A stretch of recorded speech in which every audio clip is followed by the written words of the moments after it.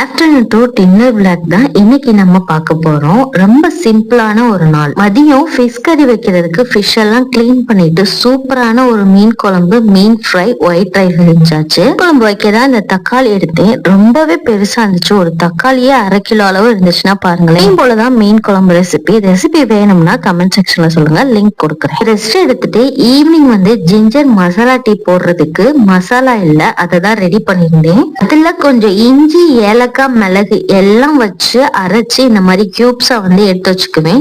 எல்லாம் போட்டு நல்லா கொதிச்சு வரும்போது இந்த ஒரு கியூப்ஸ் போட்டா போதும், இஞ்சி மணக்க டீ வந்து ரெடி ஆயிடும். நல்லா கோல்ட் அண்ட் காஃப் இருக்கிறப்ப இந்த டீ வந்து ரொம்பவே எனக்கு ரிலீஃப்ஸா தெரியும். ட்ரை பண்ணி பாருங்க, செம்மையா இருக்கும். டின்னர்ல அதே மீன் குழம்போட சப்பாத்தி போட்டுக்கிட்டேன். சிம்பிளா நாளே இன்னைக்கு முடிஞ்சிச்சு. உங்களுக்கு எப்படி போச்சுன்னு சொல்லிட்டு கமெண்ட் செக்ஷன்ல சொல்லுங்க. விளாக் பிடிச்சிருந்துச்சுன்னா லைக் அண்ட் ஷேர் பண்ணிக்கோங்க. AR family விளாக